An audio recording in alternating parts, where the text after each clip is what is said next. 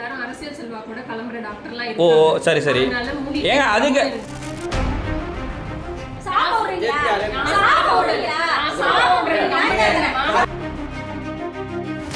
உங்கள்கிட்ட பேசணும் அவசியம் இல்லைங்க. நீங்க இந்த மாதிரி சீன் கிரியேட் பண்றது எங்க வேணா வீடியோ போட்டுக்கோங்க. பண்ருட்டி அரசு மருத்துவமனையில் காய்ச்சலுக்கு ஊசி போட்ட 2 தினங்களில் தொற்று ஏற்பட்டு அந்த இடம் வீங்கிய நிலையில் மருத்துவரிடம் கேட்டபோது வாயை மூடிக்கொண்டு போறியா இல்ல உன்மேல் வழக்கு பதிவு செய்யவா என அலட்சியமாக பதிலளித்து மிரட்டல் விடும் பெண் மருத்துவரின் வீடியோ சமூக வலைதளங்களில் வைரலாகி வருகிறது. நீங்கள் கம்ப்ளைண்ட் கொடுங்க மேடம். என் குழந்தைக்கு உடம்பு சரியில்லை, நான் வந்து உங்ககிட்ட ஒரு கேள்வி கேட்குறேன். உங்கள் ஹாஸ்பிட்டலில் இன்ஜெக்ஷன் போட்டு உங்கள் ஹாஸ்பிட்டலில் டேப்லெட் போட்டிருக்காங்க. நீ என்ன கேட்க எப்படி இங்கே போகிறாங்கன்னா உங்களுடைய ஹாஸ்பிட்டலில் இருக்கிறத நீங்கள் எப்படி நீங்கள் அலோட் பண்ணுறீங்க?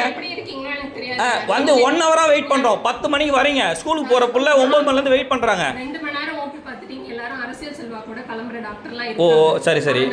ஏங்க அதுக்கு மூடிட்டு கம்மெல்லாம் இருக்க வேண்டிய வார்த்தைலாம் நீங்கள் பேச வேண்டாம், புரியுதுங்களா?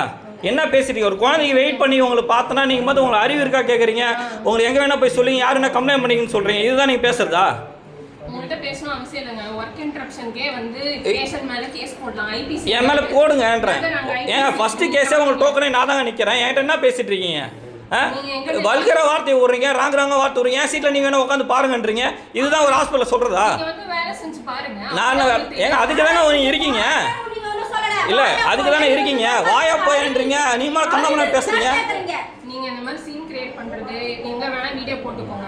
ஆனா உங்களுக்கு கடவுள் என்ன செய்யணுமோ அது செய்யுங்க. ஏங்க கடவுள்ல கொஞ்ச முன்னாடி தான் கம்ப்ளைண்ட் கொடுக்க போறேன் நீங்க ஸ்டேஷன்ல. செய்ய மாட்டாங்க. ஏன் ஃபர்ஸ்ட் ஒரு பொதுவான சோஷியல் சர்வீஸ் பண்ணும்போது அதனுடைய மதிப்பை கொடுங்க.